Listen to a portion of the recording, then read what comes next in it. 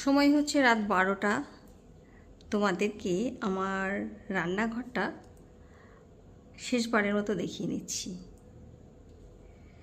এই হলো আমার রান্নাঘর। তোমরা অনেক দিন ধরে আমার ভিডিওতে দেখছো, তো কোথায় কি আছে তোমরা নিশ্চয়ই জানো। ওই কর্নারে হচ্ছে বেসিন, এখানে বাসন ধুয়ে রাখি, আর এটা হচ্ছে গ্যাস স্টোভ যেখানে রান্না বান্না করি।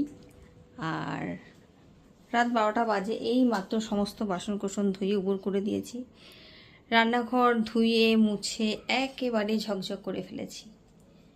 তো এই রান্নাঘরটা তোমরা বহুদিন ধরে দেখছো, এরপর থেকে আর এই রান্নাঘরটা তোমাদের দেখা হবে না। এত সুন্দর করে সানমাইকা দিয়ে আমি এই রান্নাঘরটা তৈরি করেছিলাম। এই কালারটা আমার মনের মতো কালার, লাল সাদা, ভীষণ পছন্দের কালার।